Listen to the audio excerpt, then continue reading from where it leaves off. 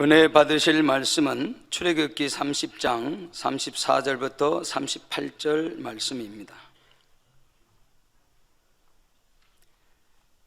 여호와께서 모세에게 이르시되 너는 소합향과 나감향과 풍자향을 향품을 취하고 그 향품을 유향에 섞되 각기 동일한 중수로 하고 그것으로 향을 만들되 향 만드는 법대로 만들고 그것에 소금을 쳐서 성결케 하고 그 향 얼마를 곱게 찌어 내가 너와 만날 해막한 증거계 앞에 두라.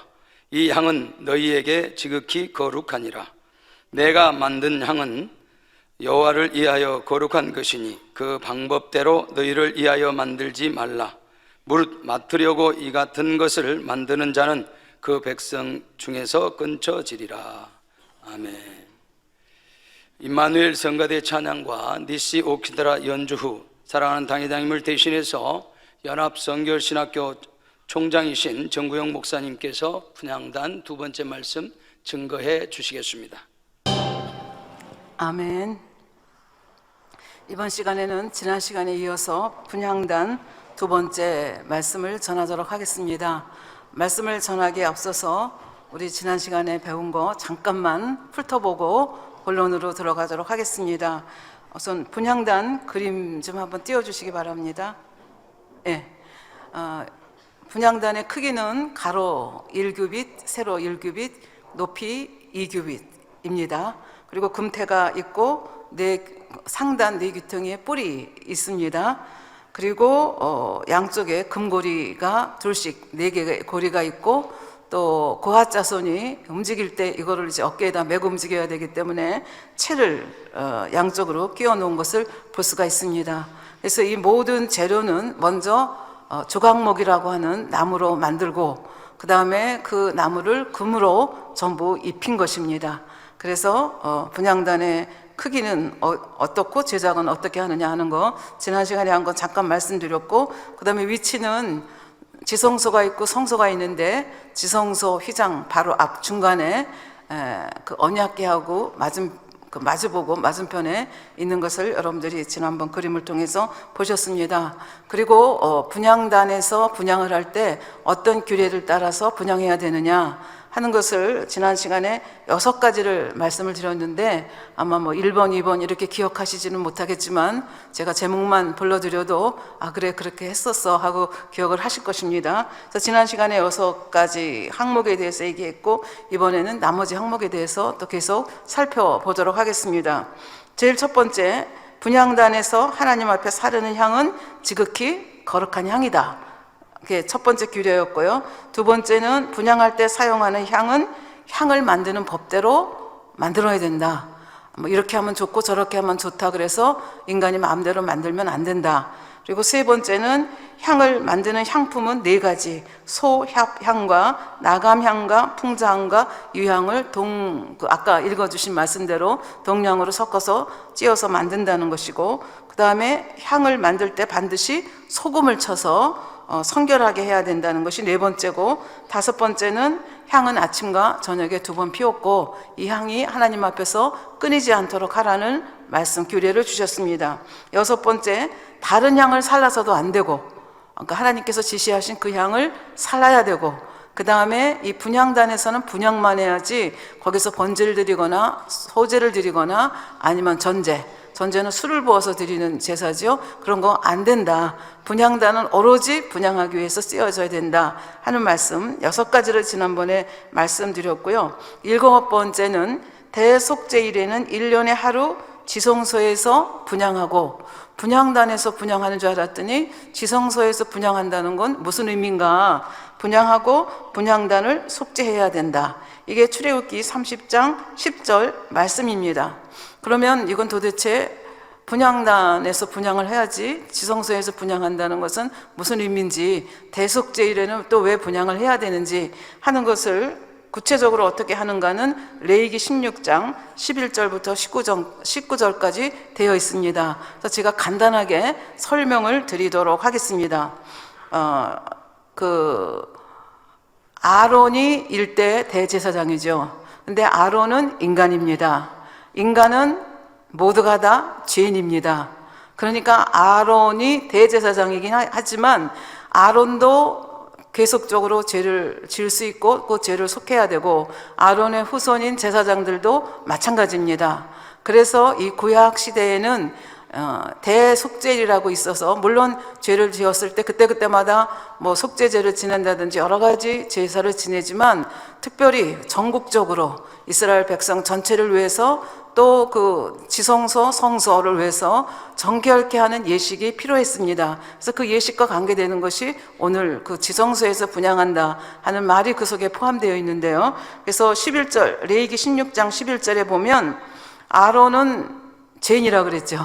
죄인이 하나님 앞에 제사를 지내야 되니까 1년에 한 번씩 대속죄일 7월 10일 날 아론 대제사장인 아론도 자기 자신과 또 자기의 권속들을 위해서 속죄죄를 지내야 됩니다. 그래서 이 아론이 지내는 대제사장과 자기의 권속들을 위해서 지내는 속죄죄의 제물은 수송아지입니다. 그래서 11절에 보면 아론은 자기를 위한 속죄제의 수송아지를 들이대 자기의 권속을 위하여 속죄하고 자기를 위한 그 속죄제 송아지를 잡고 그래서 제물을 준비를 합니다. 그 다음에 12절에 보면 향로를 취하여 여호와 앞 단 위에서 피운 불을 그것에 채우고 여호와 앞 단이라고 하는 것이 어느 단을 얘기하는가? 우리가 아직 살펴보지는 않았지만 놋제단을 얘기합니다. 짐승의 번제를 드리고 화목제를 드리는 그 놋제단이죠. 그 제단의 불을 어디다 담아가지고 향로에다가 담아가지고 또 두 손에 곱게 간 향기로운 향을 채워가지고 그 향은 아까 4가지 똑같은 중수로 해서 찧어서 빻아서 만든다 그랬죠. 그 향을 두 손에 가득히 채워가지고 장 안에 들어가서 여호와 앞에서 분향하여 향연으로 증거계 위 속죄제를 가리우게 할지니 그리하면 그가 죽음을 면할 것이며. 언론 읽으면 무슨 말을 하는 건지 잘 이해가 안 갈 수도 있습니다. 뭐 예나 지금이나 하나님을 직접 보지 못합니다. 하나님은 너무나 거룩하신 분이기 때문에 하나님을 보면 인생들은 죽을 수밖에 없습니다. 그런데 우리가 그 언약궤 얘기를 하면서 언약궤 위에 속죄소가 있고 그 위에 두 그룹이 있고 그 그룹 사이에 하나님이 임재하신다, 임재의 상징이다라고 말씀을 드렸습니다. 그래서 하나님의 임재를 상징하는 하나님의 임재가 계시는 지성소에는 아무리 대제사장이라고 해도 함부로 드나들지 못합니다. 1년에 딱 한 번, 딱 하루 대속죄일에만 그곳에 들어갈 수가 있는데 그곳에 들어가서 속죄소를 눈으로 볼 수가 없습니다. 거기 하나님이 임재해 계시기 때문에 그걸 맨눈으로 보면 죽게 돼 있습니다. 그래서 하나님께서는 12절 13절에 있는 대로 향로를 취하여서 여호와 앞단에서 피운 불을 그것에 채우고 그 다음에 그 곱게 간 향을 갖다가 이제 넣어서 지성소를 그 향연으로 채우라 그렇게 되어 있는데 이것만 얼른 보면 어떻게 하라는 건지 잘 이해가 안 갈 수 있습니다. 그런데 그 유대인의 그 전승에 의하면 제사장은 향로를 가지고 가가지고 성소와 지성소 사이에 휘장이 있지 않습니까? 그거를 밑으로 살짝 들어가지고 향로를 안에다가 놓고 그 다음에 그 곱게 찌은 향료, 그 분말 만드는 거를 그 향로에다가 집어넣고 거기서 이게 그러니까 불 위에서 향료가 타니까 향연이 올라가겠죠. 그렇게 해서 뭐 얼마 시간인지는 모르지만 기다리면 지성소에 이 향기로운 향기와 연기로 지성소가 가득 차게 됩니다.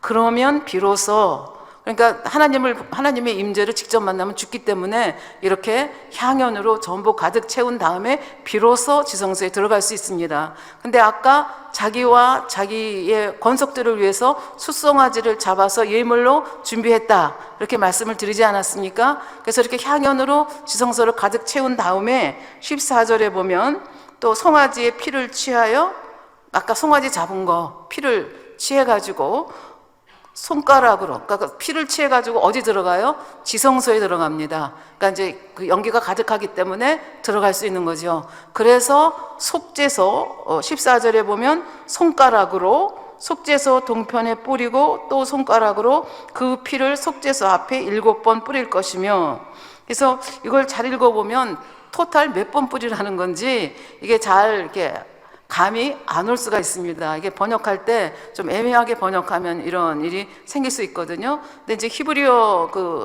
를 보고 또 제대로 수석하시는 분들은 총 7번이라고 얘기를 합니다. 왜냐하면 거기 14절에 또 숫송아지의 피를 취하여 손가락으로 속죄소 동편에 뿌리고, 속죄소 동편이 앞쪽이거든요.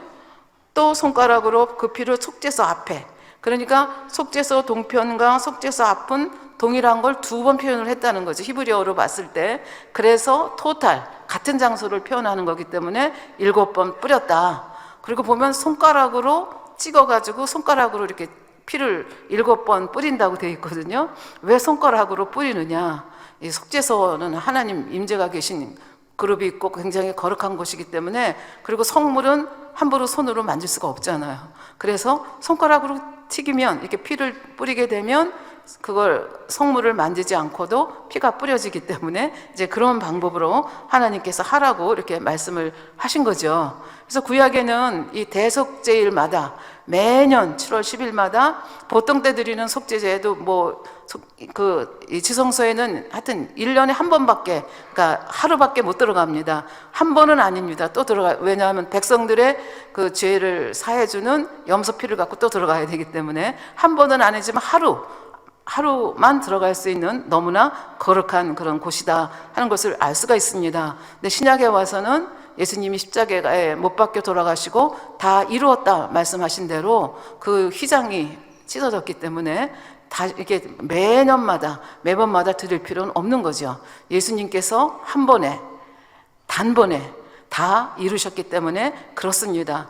지금도 이스라엘 유대인, 구약만 믿고 있는 유대인들은 이스라엘 사원이 있는 그곳에 언젠가 하나님의 성전이 세워질 것이고, 하나님의 성전이 세워지면 구약에 있는 이 제사법을 따라서 대속제일도 지켜야 되고 이렇게 된다고 생각하기 때문에 모든 것을 다 준비해 놓고 기다리고 있다는 글을 어디서 읽은 적이 있습니다. 그러니까 유대인들은 아직도 오실 메시아를 기다리면서 이 구약의 제사법, 지금은 성전이 없기 때문에 제사를 못 지내지만 언젠가 성전이 지어지면 그렇게 할 것이라 생각하고 만반의 준비를 다 하고 있다는 그런 이야기입니다. 그래서 15절에 보면 14절까지는 지금 지성소에 숫송아지의 피를 가지고, 그러니까 모든 걸 다 준비하고, 잡아서 예물 준비하고, 그 다음에 지성소에 향연이 가득 차게 하고, 그 다음에 숫송아지의 피를 가지고 들어가서 7번 그 동편 앞쪽에서 7번 피를 뿌리고, 그럼 이걸로 끝나는 게 아니라 죄 있는 사람은 아론과 그 아들들, 그 권석들만 죄가 있는 것이 아니라 일반 백성들도, 물론 그때마다 속죄제를 지냈지만 그럼에도 불구하고 여러 가지 죄들, 오염된 것이 있을 수 있기 때문에 백성들을 위해서 제물을 또다시 마련합니다. 그것이 염소인데요, 15절에 보면 또 백성을 위한 속죄제 염소를 잡아 그 피를 가지고 장 안으로 들어가서 그 수송아지 피로 행함같이 그 피로 속죄소 위와 속죄소 앞에 뿌릴지니, 그렇게 해서 대제사장과 제사장 자기들을 위해서는 숫송아지를 잡아서 예물을 준비하고 그 피로 뿌리고, 그 다음에 일반 백성들을 위해서는 수염소를 잡아가지고 예물을 준비하고 수염소의 피를 가지고 들어가서 지성소에 들어가서 똑같이 7번 피를 뿌린다는 거죠. 그래서 왜 그렇게 하느냐 하는 것이 16절에 나와 있습니다. 곧 이스라엘 자손의 부정과 그 범한 모든 죄를 인하여, 그러니까 알게 모르게 지은 모든 죄, 이 대속죄를 통해서 다 속죄를 받는 거죠. 하고 그 다음에 백성들만 이렇게 죄를 진 게 아니라 지성소도 성소도 또 바깥에 있는 놋제단도 그 백성들 때문에 또 제사장들 때문에 오염이 됐다고 생각하기 때문에 그것도 다 정결케 하는 예식을 행하는 거죠. 그래서 지성소를 위하여 속죄하고 또 그들의 부정한 중에 있는 회막을 위하여 이같이 할 것이요. 회막은 성소거든요. 그러면 성소는 어떻게 하는 거냐? 여기 보면 그냥 간단하게 설명이 나왔죠. 또 그들이 부정한 중에 있는 회막을 위하여 이같이 할 것이요. 이같이 한다는 것은 지성소에서 하듯이 하라는 얘기입니다. 수송아지 피를 가지고 들어가서 7번 그 앞에 뿌리고, 그 다음에 또 염소 피를 가지고 와서 또 7번 뿌리고, 그렇게 해서 분향단의 뿔을 깨끗하게 하고 분향단을 깨끗게 함으로써 그 성소를 깨끗하게 하는 정결 의식이 행해진다, 이렇게 볼 수가 있습니다. 그러면서 17절에 이렇게 설명을 합니다. 그는 아론입니다. 대제사장이 지성소에 속죄하러 들어가서 자기와 그 권속과, 이게 수송아지 가지고 한다 그랬죠. 그 다음에 이스라엘 온 회중, 이건 수염소입니다. 가지고 위하여 속죄하고 나오기까지는 누구든지 회막에 있지 못할 것이며, 지성소에는 대제사장이 1년에 하루밖에 못 들어갑니다. 그러나 성소에는 다른 제사장들도 들어갈 수가 있습니다. 그러나 이 행사를, 대속죄일에 이 행사를 깨끗하게 하는, 정결케 하는 이 예식을 아론이 행하는 동안에는 다른 제사장들도 그 성소에 못 들어간다. 그때까지는 아론밖에는 못 들어간다. 이게 하나님의 명령입니다. 그렇게 설명을 하고 있고요. 18절, 19절에 보면 바깥에 있는 놋제단에서는 번제도 드리고 화목제도 드리고 여러 가지 제사를 드리지 않습니까? 그 제사를 지내는 놋제단도 일반 백성들 때문에 오염될 수 있기 때문에 대속죄일에는 또 정결 예식을 행하는 거죠. 그래서 요거는 다음에 또 기회가 되면 자세히 말씀드리겠지만, 그 놋제단에 뿔이 4개가 있거든요. 뿔에다가 이 피를 바르고 그 다음에 우리가 뿌려서 정결 예식 했잖아요. 그래서 그 피를 또 이렇게 뿌려서 정결 예식을 하도록 그렇게 되어 있습니다.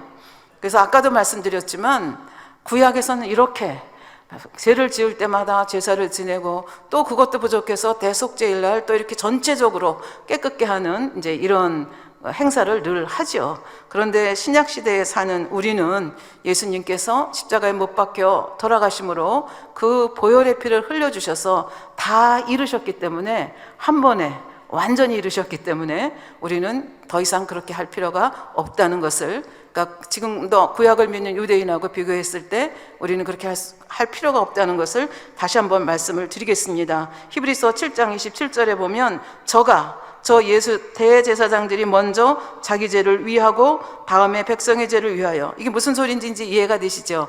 그러니까 레위기 이거를 이해를 못하면 히브리서 이해가 안 되는 거죠. 이게 무슨 얘기인지 이해가 안 되는지 여러분들은 지금 들으셨잖아요. 그러니까 대속죄의 날 아론 자신을 위해서도 속죄하고, 그 다음에 일반 백성들을 위해서도 염소 가지고 속죄한다고 했죠. 그래서 이게 그 말이거든요.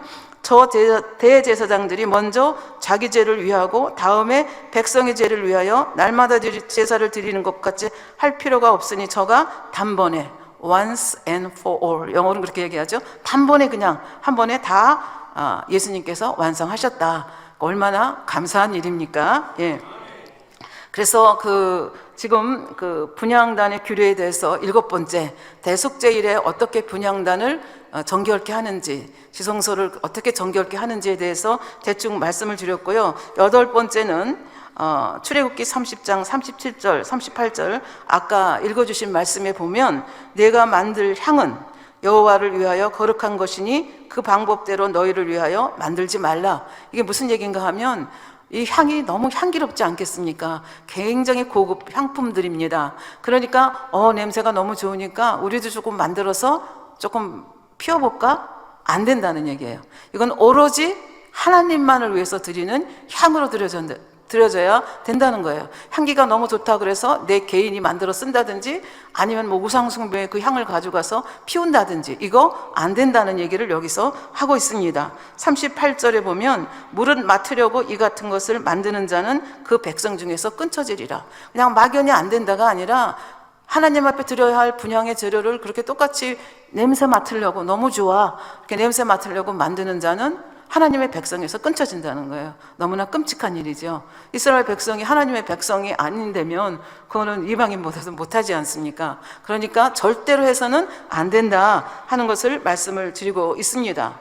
그런데 아까 잠깐 말씀을 드렸지만, 분향단의 불은 어디서 가지고 오는가? 아까 어디서 가져온다 그랬어요? 밖에 있는 놋제단에 있는 그 번제단의 그 불을 그 향로에 담아가지고 들어와서 그 휘장을 이렇게 잠깐 들치고 거기다가 그냥 그 향로를 넣고 나중에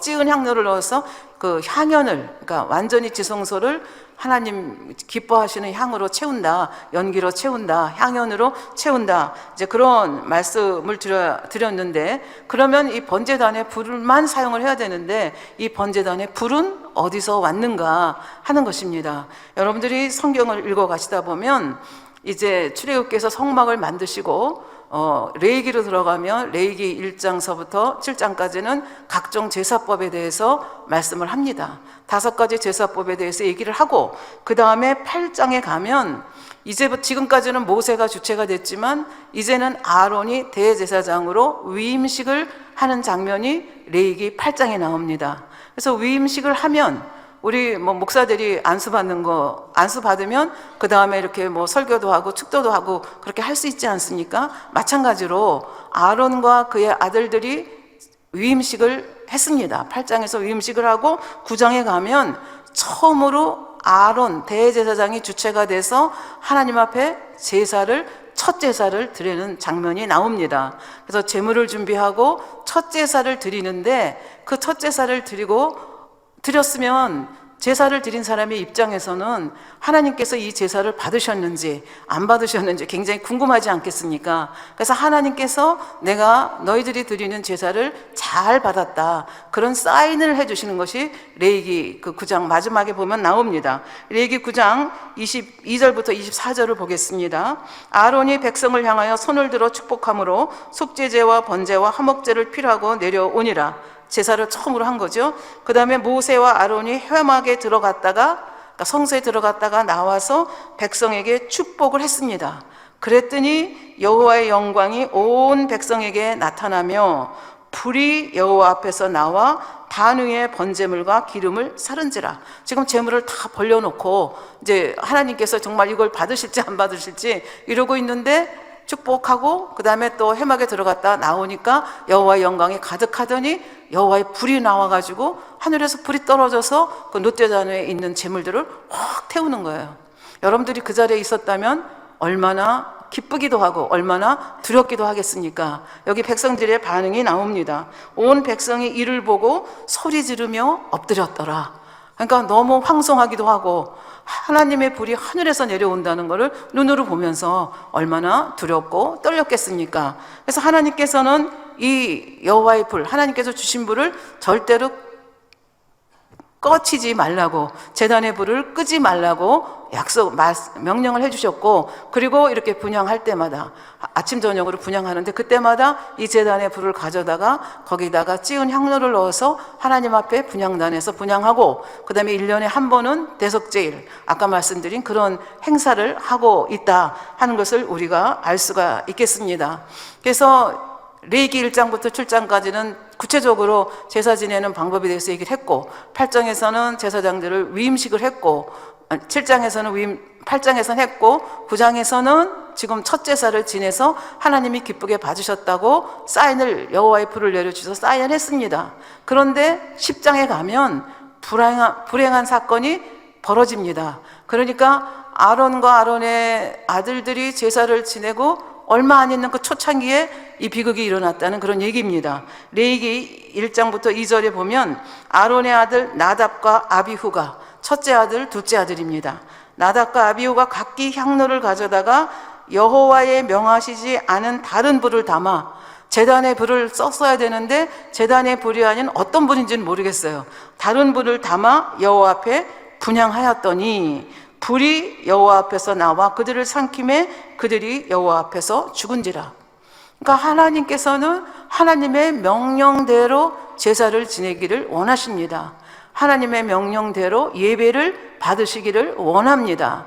우리 인간이 예배를 드린다고 해서 내 마음에 좋은 대로 내 뜻대로 예배를 드리는 것을 하나님이 받으시는 것이 아니라 하나님께서 명하신 방법대로 예배를 드릴 때 하나님이 그것을 기뻐 받으신다. 그래서 그게 아주 이번에 분향단에 다른 불 가지고 했다가 그냥 그 자리에서 아론의 4아들 중에서 2아들이 즉사하는 이 비극이 벌어지는 것을 우리는 성경에서 봅니다. 그러니까 예배라고 하는 것이 그렇게 아무렇게나 드리는 것이 아니라 정말 하나님이 기뻐하시는 신령과 진정의 예배를 드려야 되는데, 예를 들어서 창세기에 보면 가인과 아벨도 나오지 않습니까? 아담이 제사하는 방법을 분명히 가르쳐 주었을 텐데 세월이 지나면서 가인이 어느 날 자기 멋대로 예배를 드리고 싶었던 거죠. 자기는 농사 짓는 사람이니까 농산물을 가지고 예배를 드리겠다. 그래서 하나님 앞에 그 농산물을 가지고 나왔고, 아벨은 하나님께서 가르쳐 주신 대로 양을 가지고 나왔는데 하나님께서 인간의 생각대로 드리는 예배를 안 받으셨습니다.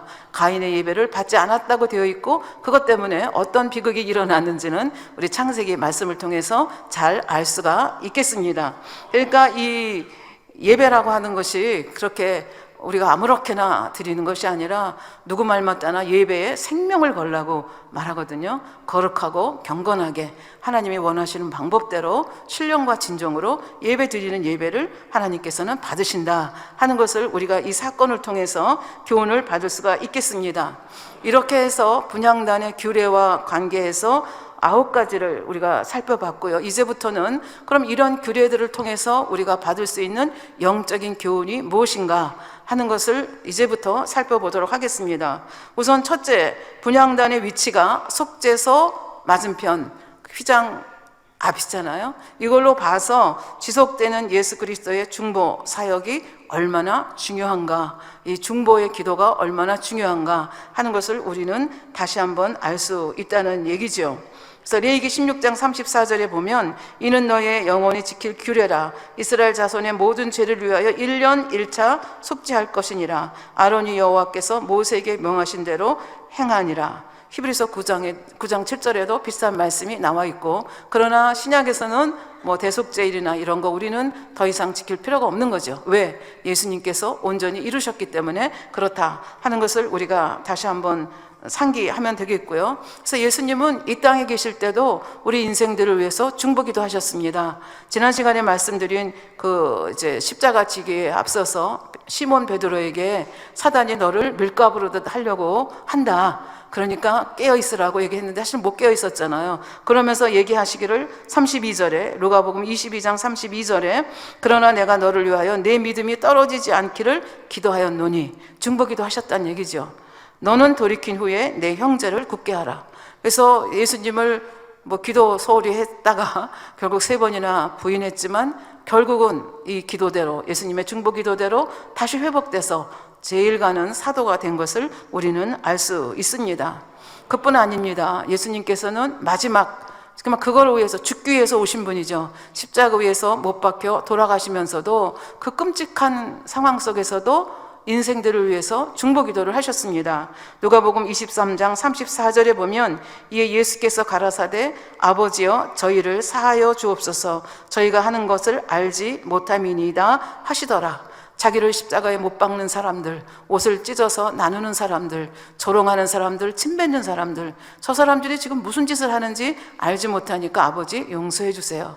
그리고 이거는 먼 미래 오고 오는 우리 인생들, 예수 그리스도의 그 사역의 귀중성을 알지 못하는 사람들을 위해서도 중보기도 한 거라고 당회장님께서 십자가에도 말씀하시면서 우리에게 풀어주셨습니다. 그래서 그 마지막 순간에도 우리 인생들을 위해서 중보기도 하셨고, 그것으로 끝났는가? 아닙니다. 지금도 우리를 위해서 중보기도 하고 계십니다. 히브리서 7장 25절에 보면 그러므로 자기를 힘입어 하나님께 나아가는 자들은 온전히 구원하실 수 있으니 이는 그가 항상 살아서 저희를 위하여 간구하심이니라. 사셨잖아요. 십자가에 못 박혀 돌아가시고 3일 만에 부활하시고 또 인생들과 있다가 승천하시고 하나님 우편에 앉아 계시면서 우리 인생들을 위해서 지금도 끊임없이 중보기도를 하고 계신다는 얘기죠. 그래서 히브리서 7장 25절에 있는 대로 하나님께 나아가는 자는 온전히 구원하실 수 있다고 이렇게 선언을 하시는 것을 우리는 볼 수가 있습니다. 예수님의 중보기도만 중요한 것이 아니라 우리 인생들의 중보기도도 중요하다고 그랬죠. 그래서 우리가 성경에서 보면 이스라엘 백성들이 출애굽해서 광야에 나왔을 때 초창기죠. 르비딤에서 쉬고 있을 때 아말렉이 쳐들어오게 됩니다. 그런데 모세는 자기가 전쟁에 나가는 것이 아니라 여호수아를 백성을 데리고 전쟁에 나가라고 하고 나는 지팡이를 가지고 산 위에 오르겠다. 그러면서 아론과 훌을 데리고 갑니다. 그래서 그 산 위에서 아멜렉과 여호수아 군대가 싸우는 걸 보는 거죠. 그런데 사실 손을 올리고 기도한다는 것이 쉬운 일이 아닙니다. 그러니까 조금 있다가 손이 내려오니까 밑에 내려다 보니까 여호수아 군대가 지고 있는 거예요. 그리고 올려야 하지 하고 올리니까 이게 또 이기고 있는 거예요. 이걸 모세만 안 것이 아니라 옆에 있는 아론과 훌도 알았죠. 그래서 안 되겠다 싶어서 모세 선지자를 커다란 돌을 가지고 와서 앉게 하고 그 다음에 양쪽에 손을 한쪽씩 붙잡아 가지고 언제까지? 해질 때까지 계속 손을 들고 중보기도하게 한 거죠.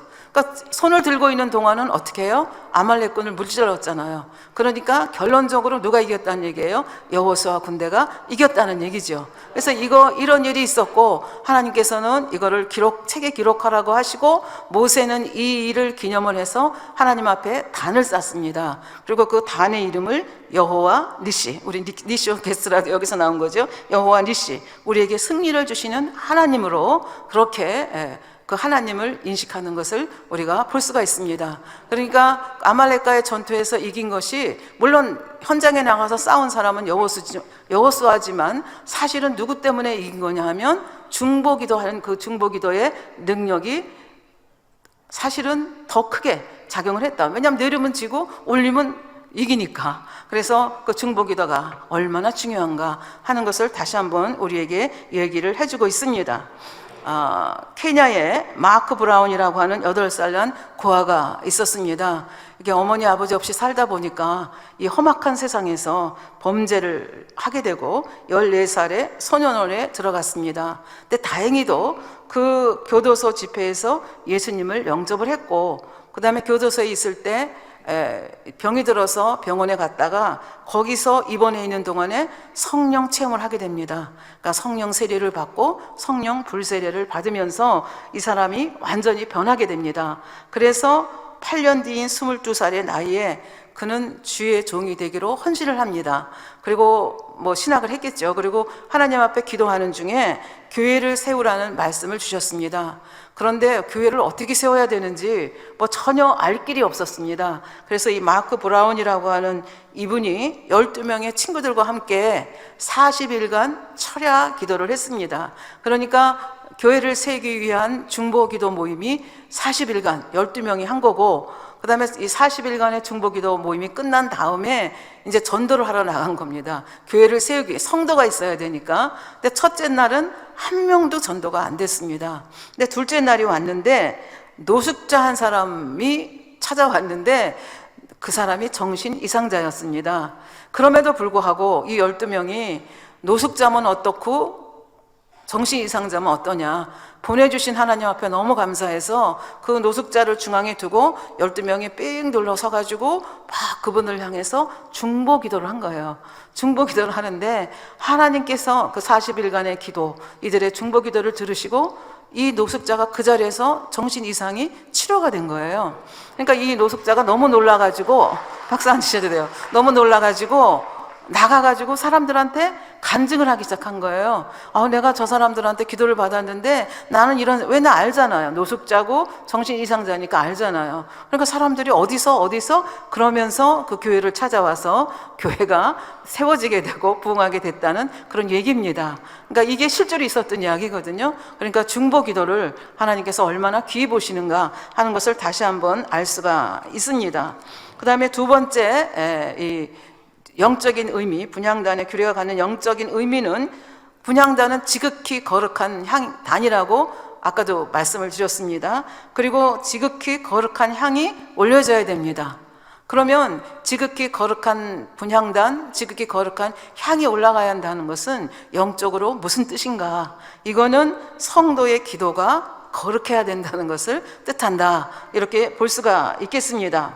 성경에 보면 우리가 기도를 할 때 천사가 금향로에 우리의 기도를 담아가지고 보좌 앞으로 가지고 간다. 이런 것들이 성경 곳곳에 있습니다. 한 곳만 말씀을 드리면 계시록 5장 8절에 보면 책을 취하심에 네 생물과 24장로들이 어린 양 앞에 엎드려 각각 검은 거와 향이 가득한 금대접을 가졌으니 이 향은 성도들의 기도라. 그래서 기도를 이제 담아가지고 그렇게 금그릇에 담아가지고 올라가고 하나님 보좌까지 올리는 이제 그런 시스템이 되어 있다는 것을 우리는 알 수가 있습니다. 그런데 모든 기도가 다 하나님의 보좌까지 올라가느냐? 그렇지는 않습니다. 마태복음 6장 7절에 보면 또 기도할 때는 이방인과 같이 증언부언하지 말라. 저희는 말을 많이 하여야 들으실 줄 생각하느니라. 그러니까 오랜 시간 기도해야 되고 한 말 또 하고 한 말 또 하고 어제 한 기도 오늘 기도 똑같은 말로 똑같이 한다고 해서 그것이 하늘날까지 올라가는 것이 아니다라는 얘기예요. 그러면 어떤 기도가 올라가느냐 하는 것이 이제 우리 다음에 서야합향의 기도, 나감향의 기도 통해서 이제 저희들이 하나하나 풀어갈 것입니다.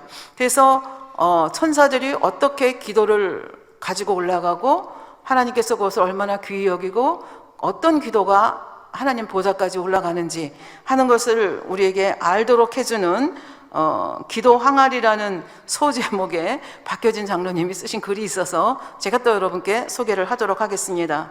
이분이 자기 교회 목사님과 밤늦도록 대화를 하다가 이제 같은 방에서 주무시게 됐습니다. 그래서 기도를 하고 자려고 보니까 머리맡에 목사님의 성경책이 있었습니다. 그래서 호기심이 나서 성경책을 이렇게 떠들어 보니까 거기에 이상한 그림이 그려져 있고 뭔가가 빽빽하게 써 있는 것입니다. 그래서 이게 뭐지? 그리고 고개를 들여밀고 그것을 읽으려고 하니까 그것을 옆에서 보고 있던 목사님께서 물으셨습니다. 장로님 그게 뭔지 알겠습니까? 장로님이 알 길이 없죠. 잘 모르겠습니다. 그랬더니 무슨 내용인지 좀 설명 좀 하라고 그랬더니 이분이 장난스럽게 웃으면서 이건 나하고 사모하고만 아는 얘기라고, 그래서 이렇게 쉽게 알려줄 수가 없다고 그렇게 얘기를 해서 둘이 티격태격 하다가 결론적으로 그 목사님께서 다음과 같은 주의사항을 주면서 자기가 봤던 환상 얘기를 했습니다. 목사님은 극히 개인적인 체험, 내가 지금부터 얘기하고자 하는 것은 지극히 개인적인 체험이니 다만 참고만 하라는 단서를 조심스레 붙인 후 기도에 관해 본 환상을 들려주었습니다. 그 내용은 다음과 같은데 우리가 당회장님을 통해서 들은 설교하고 똑같아요. 그래서 제가 한번 설명을 하겠습니다. 어느 날 목사님은 깊은 기도 중에 바다같이 넓은 구름 위에서 예수님을 만났습니다. 환상이죠. 예수님 뒤쪽 넓은 구름바다에는 크고 작은 그릇들이 헤아릴 수 없이 많이 놓여 있었습니다. 그러니까 예수님께 물은 거죠. 주님, 저게 도대체 무슨 그릇이에요? 이렇게 물었더니 주님께서 성도의 기도 항아리란다, 이렇게 말씀을 해주셨습니다. 처음 들어보는 생소한 말씀이잖아요. 기도 항아리가 있는지 어떻게 알았겠어요. 기도 항아리라고 하니까 어리둥절 하고 있는데 그 순간 장면이 바뀌면서 이 지상에서 기도하는 성도들의 모습이 보였습니다. 수많은 사람들이 각양각색의 기도를 하나님 앞에 올리고 있었습니다. 기도는 일종의 빗살 같은 모습으로 우리 기도자의 몸에서 뻗어나와서 하늘을 향해서 올라가고 있었습니다. 근데 그 기도가 어떤 한 세 가지 양상으로 크게 이제 달라지는데, 제일 첫 번째는 기도가 이렇게 올라오다가 몇 미터도 올라가지 못하고 그냥 흐지부지 유야무야 없어지는 기도들이 있었습니다. 근데 그 기도가 대부분을 차지했습니다. 어떤 기도냐 하면 증언부언하는 기도. 아까 마태복음 6장 7절에도 이방인같이 증언부언하지 말라 그랬잖아요. 그리고 형식적인 기도해야 되기 때문에 억지로 와서 앉아서 하는 기도, 그거는 그냥 기도 올라가다가 그냥 떨어진다는 얘기죠. 엄청나게 많은 기도가 어이없게도 흐지부지 허공에서 흩어져 버렸습니다. 그 다음 기도들 보니까 이렇게 소멸되지 않고 올라가던 기도가 어디를 갔는가 하면 공중에서 활동하는 악한 영들을 만나는데, 그 악한 영들이 칼과 창을 가지고 와서 어쩌든지 이 기도를 동방을 내서 하나님 보좌에 올라가지 못하도록 치열한 전쟁을 하는 장면이 보였습니다. 그리고 많은 기도들이 악한 영의 그 칼싸움에 동강동강 나가지고 또 떨어지는 것을 보았습니다. 세 번째, 그토록 무서운 방해를 받으면서도 삼겹줄처럼 튼튼하게 엮인 기도들은 끄떡없이 하늘나라를 향해서 솟구쳐 올라가는데 얼마나 빠른 속도로 올라가는지 몰랐습니다. 그리고 순식간에 영광의 보좌 앞으로 성도들의 기도가 올라갔습니다. 그랬더니 천군 천사들이 우렁차게 찬양을 불렀습니다. 할렐루야, 할렐루야. 그러니까 그분의 기도가, 이 삼겹줄의 기도가 이렇게 올라가서 하나님의 보좌, 하나님께서 받으셨다는 것을 찬양하는 그런 기도였습니다. 보좌에 이르는 기도는 각각 기도자들의 기도 항아리 속으로 쏙 하고 들어가서 이렇게 차츰차츰 쌓여가는 것을 볼 수가 있었습니다. 이 광경을 넋을 잃고 쳐다보니까 주님께서 이렇게 말씀하셨습니다. 기도의 능력이 어떤지 한번 보고 싶으냐? 그래서 네, 보고 싶습니다. 그랬더니 예수님이 어느 기도 항아리에서 기도 접시 같은 형상의 기도를 하나 꺼내가지고 지상을 향해서 세게 던졌습니다. 그 순간 이 목사님의 영이 지상으로 내려와서 하늘을 쳐다보고 있었습니다. 그 조그만 점처럼 천상에서 주님의 손을 떠난 기도의 응답은 거대한 원방같이 땅으로 윙윙 내려와 결국 필요한 곳에 엄청난 굉음과 함께 눈부신 빛으로 폭발하는 것을 눈으로 확인을 했습니다.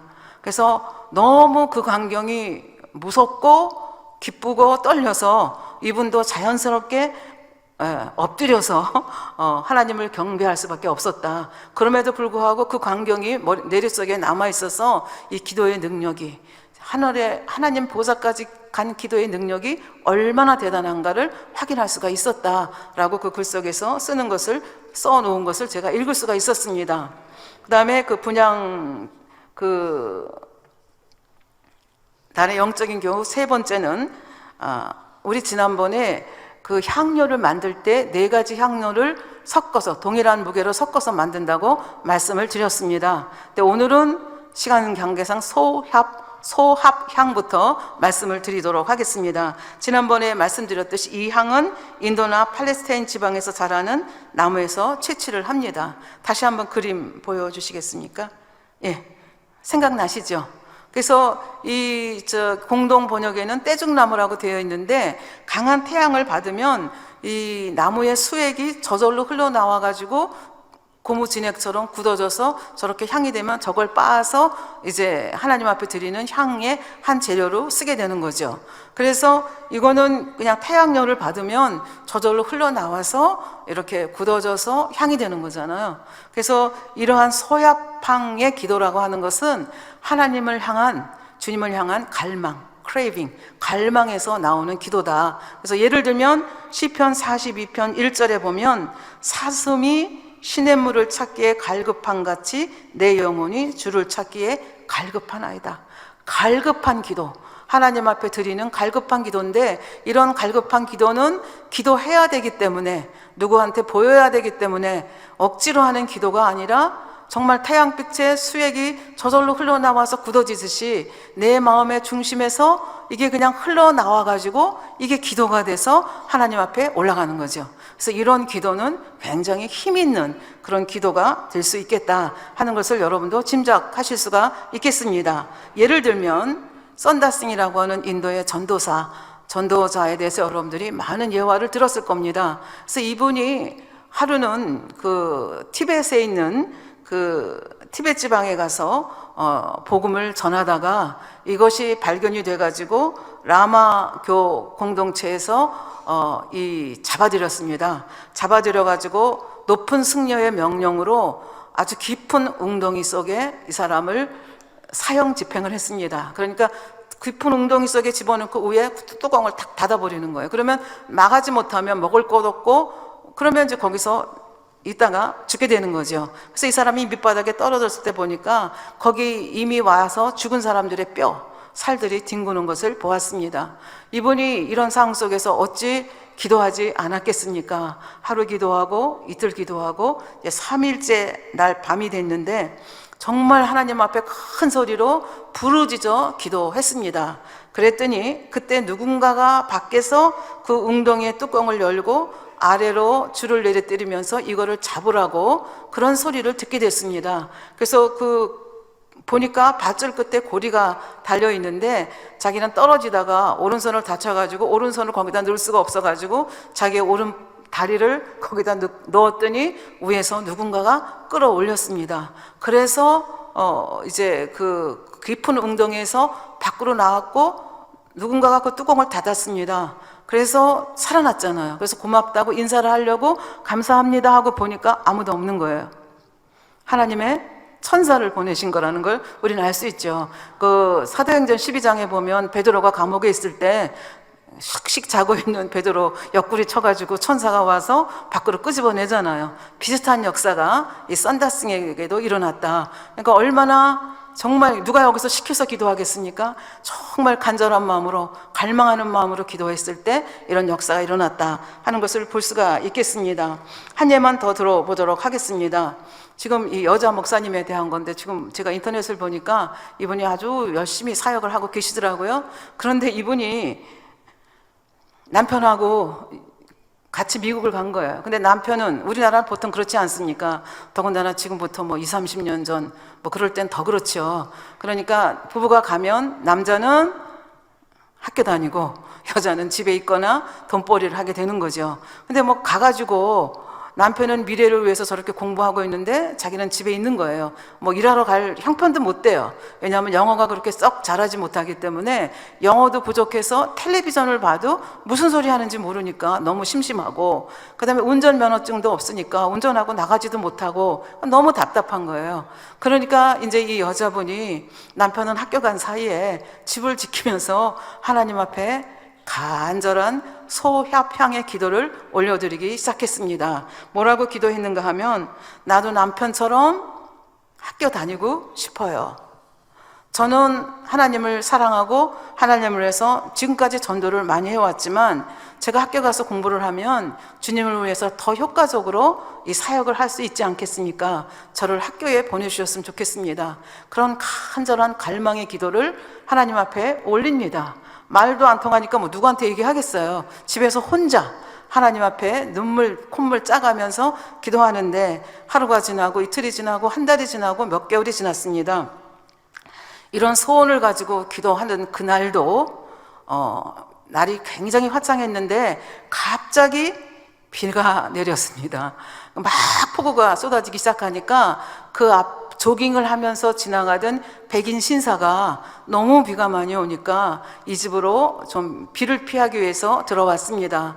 그러니까 이 한국 여자분은 의자를 권하고 좀 앉으시라고, 그래서 둘이 이렇게 마주 앉았는데 보니까 이 한국 여인이 눈에 눈물이 가득하고 눈물을 흘리고 있는 걸 보았습니다. 그러니까 이 백인 신사가 이 여자가 왜 그렇게 울고 있는지 궁금하잖아요. 그래서 물었습니다. 왜 울고 계세요? Why are you crying? 근데 영어가 왜 우느냐고 묻기는 그거 영어는 들리는데 갑자기 미국 사람이 와서 왜 우느냐고 하니까 시원찮은 영어로 대답할 길이 없는 겁니다. 그러니까 탁 튀어나온 단어가 스쿨. 스쿨 아시죠 여러분? 학교. 스쿨 하고 대답을 했습니다. 그러니까 이분이 이 사람이 지금 너무 당황해서 대답을 제대로 못하는구나. 그러면서 take it easy. 조용히 하세요. 천천히 얘기하세요. 그래가지고 결국은 공부가 너무 하고 싶은데 공부할 수는 여건이 안 돼서 자기가 이렇게 울고 있다는 것을 이 신사분에게 얘기를 하게 됐습니다. 그랬더니 이 신사분이 이 이야기를 듣고 일어나면서 이렇게 얘기했습니다. 내일 다시 만납시다. See you tomorrow morning. 그러니까 뭐 내일 아침에 뭘 가지고 만나자는 건지 모르겠는데 하여튼 만나자고 하니까, 그래서 이분이 주신 주소로 이제 갔어요. 갔더니 그가 아주 빅 스마일 활짝 웃으면서 큰 봉투, 흰 봉투를 하나 내주면서 이걸 열어보라고 그렇게 얘기를 했습니다. 그래서 봉투를 열었을 때 아마 인생에서 이렇게 기쁘고 이렇게 충격을 받은 적이 자기는 없다고 그의 책 속에서 고백을 하고 있습니다. 근데 그 속에 들어있는 것이 뭐였냐 하면 졸업할 때까지 대학을 다닐 수 있는 장학 증서였고, 옆에 앉아 계신 분은 Southwest Baptist University의 닥터 체니 총장님이셨습니다. 그러니까 이분은 그럴 능력이 있고 그런 힘을 가지고 있는 분이죠. 그럼 어떻게 해서 닥터 첸이라고 하는 분이 왜 하필이면 그날에 폭우가 쏟아졌고 왜 하필이면 그때 울고 기도를 했었는지, 하나님이 그 간절한, 정말 사슴이 시냇물을 찾아 헤매듯이 간절한 기도를 하는 걸 보고 얼마나 그 여인이 안 됐겠습니까? 그리고 자기는 학교에서 아이를 가르치는 사람이니까 조그만 동양 여자가 공부하고 싶어서 저렇게 운다는 것이 얼마나 안 됐겠습니까? 그러니까 결국은 그 길을, 그러니까 뭐 머릿속에서 확 돌아갔겠죠. 어떻게 하면 이 여자를 내가 공부를 시킬 수 있는가? 그렇다고 해서 이 사우스 웨스트 베프티스트 유니버시티가 뭐 아무나 가는 시시한 대학은 아니다라고 설명을 이분이 했어요. 자기가 그 학교를 다니는 동안에 부시 대통령의 아버지 부시가 그때 백악관에서 비행기를 타고 거기 와서 명예박사 학위를 받았다는 거예요. 그러니까 하버드나 뭐 이런 것처럼 아주 초일류 대학은 아니지만 그래도 알아주는 대학인데 그 대학에서 자기에게 장학증서를 줬다는 거예요. 그래서 이렇게 또 쓰고 있습니다. 나는 입학 조건인 토플도 보지 않았고 등록금은커녕 $100도 없었으므로 무엇보다 학생 비자 없었고 학생 비자도 없이 장학금을 먼저 받았습니다. 그러니까 다른 사람들은 이런 거 다 하고 그 다음에 받는 건데 이 사람은 이제 거꾸로 행정 조치를 해 가는 거죠. 그러니까 하나님이 얼마나 멋있으세요. 예. 근데 이 하나님은 그때 모세 시대에만 계신 하나님이 아니고 1000년 전에만 계신 하나님이 아니고 오늘날도 우리 가운데 이렇게 소야팡의 기도를 하나님 앞에 올려드릴 때 하나님이 사랑하는 자녀의 기도를 어찌 아니 들으시겠습니까? 그렇게 해서 공부해가지고 와가지고 엄청 활발하게 사역을 하고 계시는 현장을 제가 유튜브를 통해서 볼 수 있었습니다. 요새도 이런 일이 있을 수 있구나. 그러니까 꿈을 버리지 아니하고 그것이 내 욕심을 채우기 위한 것이 아니고 하나님의 영광을 위한 것이라면 어떻게 이런 일이 그렇잖아요. 만나가 떨어지는 것보다 이 여자한테는 더 신기하고 신묘막측하고 살아계신 하나님을 우리가 이렇게 만나는 그런 계기가 아니었겠습니까? 예. 그래서 시간이 다 가서 오늘 이것으로 끝마치겠는데요. 그 빌립보서에 보면, 사도행전에 보면 빌립보에서 그 점치는 여자를 고쳐주었다가 그것 때문에 대접을 받은 게 아니라 그것 때문에 매를 흠씬 맞고 옷을 다 찢기고 착고에 해가지고 깊은 감옥에 들어갔던 사도 바울과 실라가 거기서 하나님 앞에 기도하고 찬양했다고 되어 있습니다. 우리가 얼른 생각하면 사실 그 마케도니아 안 가려고 그랬거든요. 아시아에 선교서 하려고 그랬는데 성령이 막아가지고 아시아에서 선교를 못하고 마케도니아로 가고 거기서 빌립보 첫 성에 갔는데 하나님의 뜻을 따라 갔는데 엄청난 일을 당한 거예요. 인간적으로 봤을 때는 너무나 굴욕적이죠.